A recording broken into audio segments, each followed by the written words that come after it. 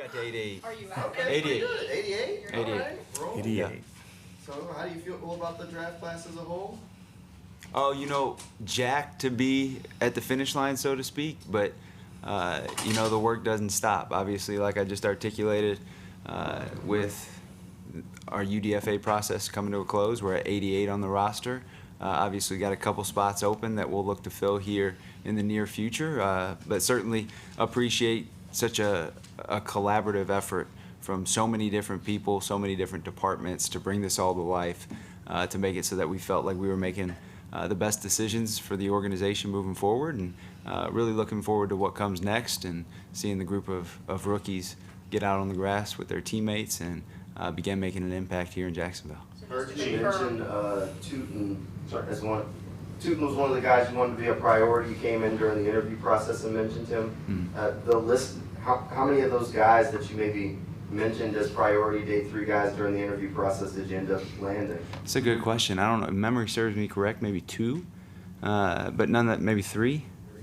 Yeah. So with that, I mean, those are things that you're projecting and aren't always accurate. That's pre-combine, which typically testing is going to play a major part in where a player ends up getting selected. So I must say, once Tootin ran that 40, I don't know that I would have guessed that he'd be available on day 3.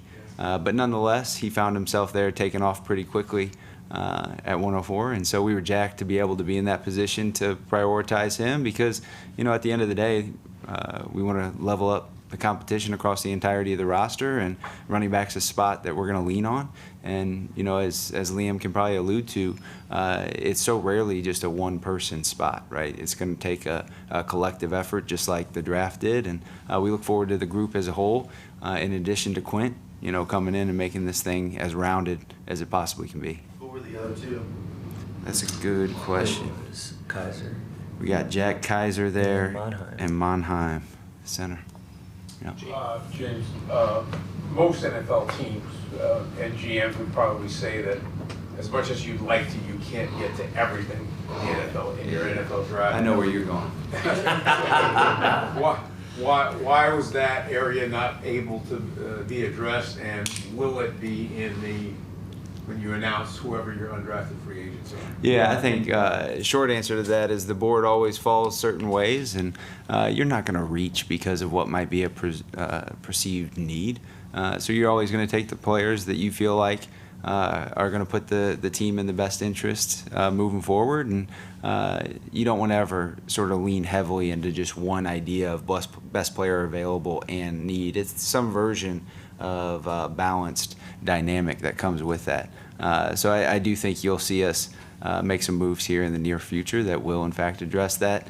Obviously our undrafted college free agents haven't been announced, but those positions were certainly close to filled there, and we'll look towards the pro free agent landscape as well. As one quick follow-up, and I know you said you haven't announced it, but Memphis announced on Twitter that you were signing Seth Hannigan, that quarterback. Can you at least talk about him, because very highly productive player? Yeah, we've agreed to terms, and Liam can probably speak to it a little bit more than I can.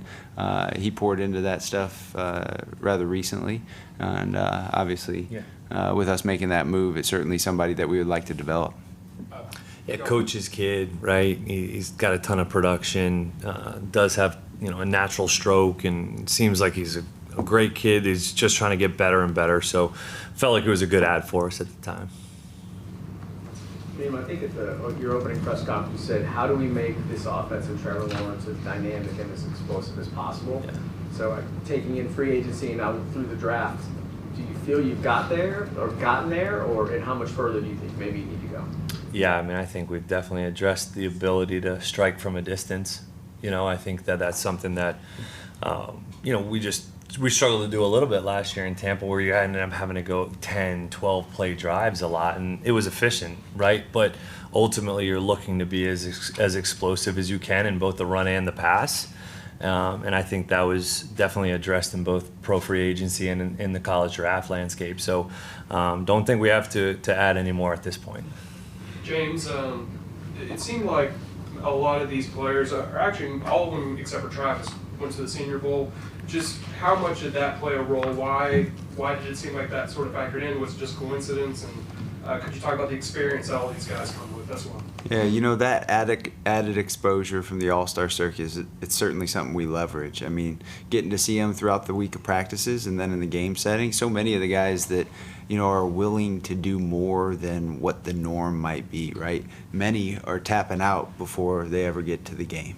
And to see somebody like Jack Kaiser, you know, opt into playing a position like safety when he is in fact an inside linebacker, when that could make him look worse than he would like, but was productive in that setting. I think back to, you know, Braden Fisk. One of the things that really resonated for us was when during the game, the Senior Bowl, he said, you know what? I'm going to go ahead and play defense on both sides, right? I'm going to fill the gap because there have been too many opt-outs. These are guys that love the game of football, regardless of if it might put them in a compromising position in the eyes of evaluators and decision makers by playing too many snaps or playing out of position, etc. These guys love ball, and that's what we're hunting up.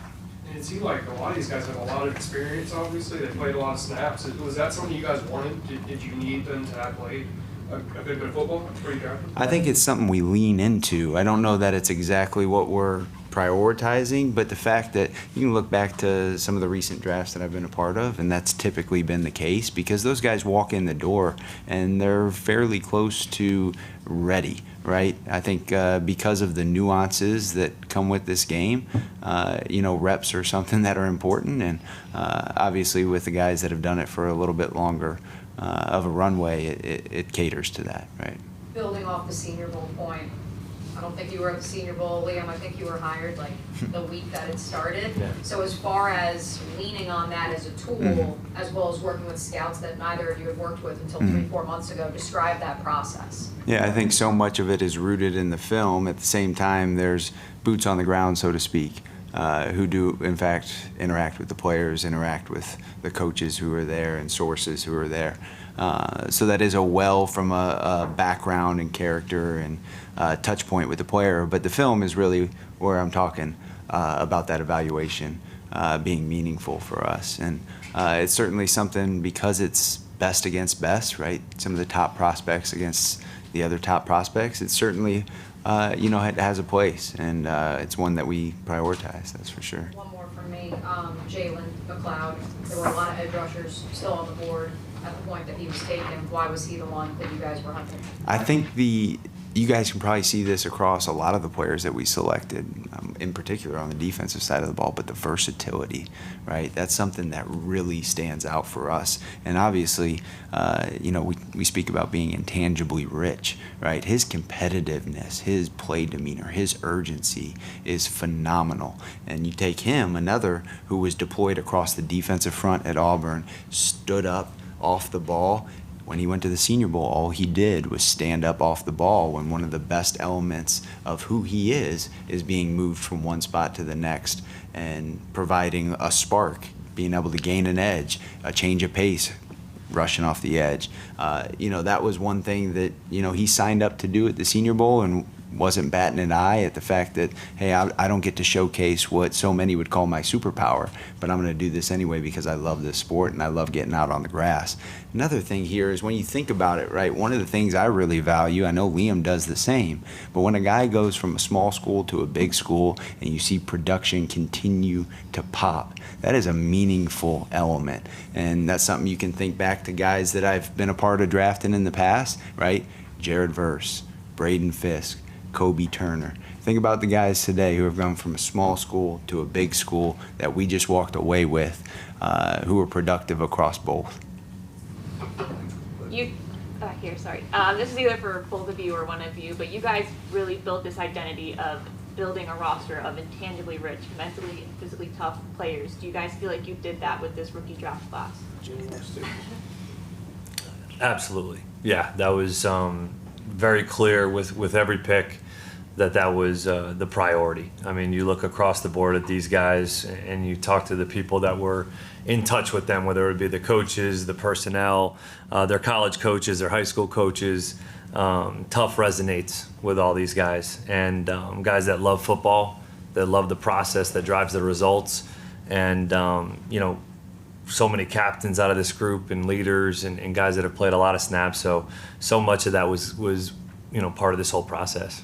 And the way that people talk about each of these players, it is inspiring. I mean, it's something that has really caught our attention along the way, and it definitely jumps out when you got people willing to stand on the table for them, who have, for all intents and purposes, lived with them, and then also people who in our own building are standing on the table for them. And there were a couple players today that a scout or an executive made the phone call because they were someone who was truly meaningful to them. They were convicted on their thoughts around their players, and we wanted to make sure that they had the opportunity to be the first to welcome them to Jacksonville. And I think those are some special moments and ones that we'll hang on to. But again, I think it points back to this being a collective effort and nothing short of that. And very appreciative of our coaching staff, our scouting staff, and all the other departments, from content team to our sports performance group and our operations staff, who are currently working to get things aligned for their arrival and travel. This was a very fulfilling 3-day window, and look forward to taking the next steps to bring it all to life. Are you able to share who one of those players may have been anecdotally? On what front? That the coach or the executive or scout was able to. Oh, well, we ended up with a USC Trojan. Yep. So you can probably guess who made that phone call. And then it's kind of cool. So Josh Scobie, who's a former player in the NFL, he had a lot of heat for Lane out of Navy. And, he made it known early in the process that he was someone he would like to see become a Jaguar. Now, if you haven't already done so, I would advise anybody to take the time to watch his special teams snaps, because they are mighty enjoyable. But he was able to make that phone call to him and get that conversation started. John? I got one for James, one for Liam. James, just with how things played out, the construction of the room, how big of a leap, and what are you guys expecting from Mason Smith this year? Yeah, I think that whole group is about to take a jump. They're working their tails off right now, and you can tell that there's a connective element that's coming to life in a short period of time. So we certainly look forward to seeing, I think, guys be in different positions than they've been in the past, and that being an element that activates different sides of them. And their whole approach has been great so far, so we're looking forward to it. Absolutely. And Liam, just Tune and Allen, what do you think they can bring to the offense? How can they kind of maybe complement each other? Yeah, I think if you look at Tootin with the ability to strike from a distance, right? You can get to the second or third level and score from anywhere on the field, right? I think behind the line of scrimmage, forced missed tackles was through the roof for him, in terms of getting back or at least getting yards after that contact behind the line of scrimmage. And then you look at Allen, kind of a interesting player, can play a little bit of slot, move him into the backfield. Obviously, he had 1,000 yards over the last 2 years, and then he can catch the ball out of the backfield, good in the screen game, competitor, man. This guy loves to play, loves to compete, made some critical plays and some critical moments for Syracuse this past year on a team that was really good again. So excited about both those guys. I think both from New Jersey as well, right? Oh, is that right? Yeah, I think so. Love it. I believe so. If you're an offensive lineman that hasn't played multiple spots, can you earn a roster spot on this team? I would like to think so. I mean, as long as you're mentally and physically tough, I think you got a chance. I mean, you talked about obviously worrying about injuries and stuff, but when you've got guys that have played in all those multiple spots, it's hard to find spots for those guys. Does it get a little tougher? You know what I mean? Like when you're evaluating each guy? Yeah, I don't know if that's the case. I mean, again, I can point back to, just the importance of the offensive line. And when you go through attrition that, you typically do throughout the course of a season, it can be debilitating if it ends up striking at that spot. And that's just something that I don't want to sacrifice or put ourselves in jeopardy for. And it's going to be a spot that we'll always look to pour more resources into. And, it's a great group. And I look forward to seeing those guys begin to form some version of cohesiveness, because it's often more than any one individual in particular at that position.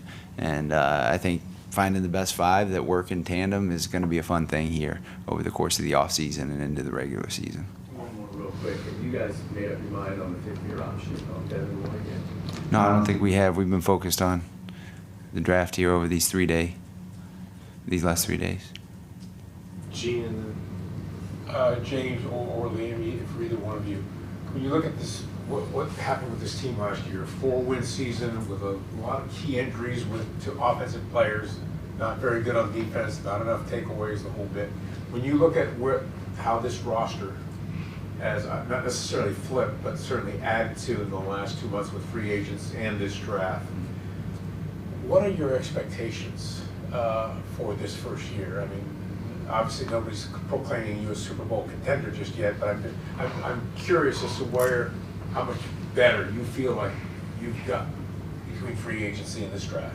I honestly haven't even thought that far. You know, like it's really got to be a completely one day at a time approach. Like, yeah, you're always feeling like you're adding levels of competition and depth to the roster is exactly what we did. We do feel like we got better and improved. We will not have a clue until we do this thing more than a week here, you know, in terms of being on the grass, because we haven't even been able to truly play football yet. So the focus is so deeply rooted in the culture, the way that we're going to play, our style of play, teaching those elements. And now we have to go and get an entire rookie class onboarded. I mean, that's a lot of work. So the focus is so tight right now that probably haven't even thought that far ahead. James, could you just talk about just the upgrade of just the players that you guys have taken in the 19 guys or whatever it was that you guys have taken here in the last 2 months? You know, I think bringing in competition is just a healthy thing for any football team.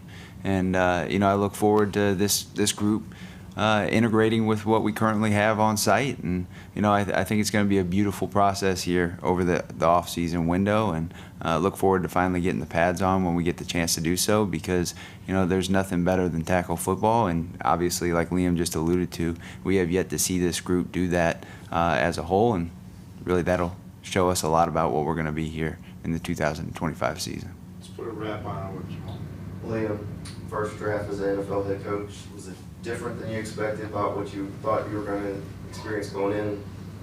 Yeah, kind of about what I thought in a lot of ways. It was fortunate enough in LA, right? Like you're in and out, and so you do get the workings of it and the feeling of it. But yeah, when it's ours and when it's this, you're a part of it in a different landscape. It was really cool. It was really cool to see this guy work.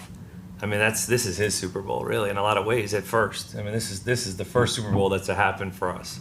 Really, he was unbelievable, and the communication, the resilience, the ability to move around this draft and navigate it the way he did, and the way these guys communicated was really fun to watch. So the work was done, and then he went and operated, and the staff went and operated at a high level, and it was really cool to see. It's really cool to see the guys, the players' responses, to hear that, because that's what it's all about.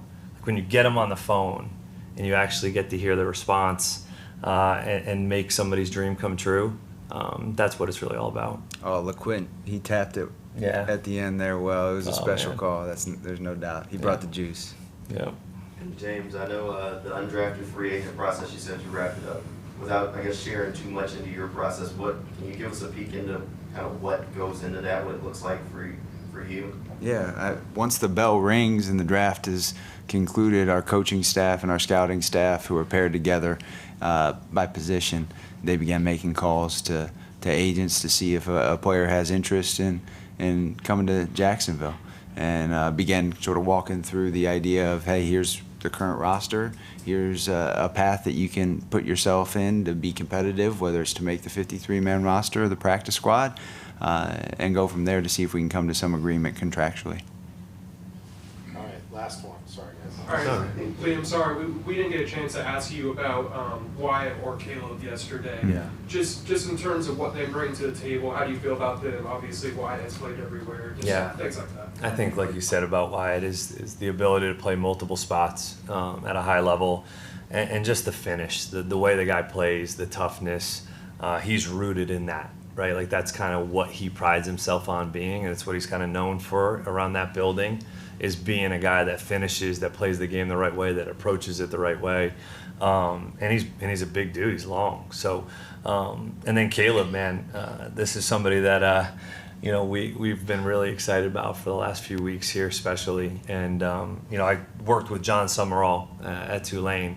I actually bought his house when I was leaving Lexington, and so I, you know, got a little trust there. And but man, he's dynamic. You know, he can run.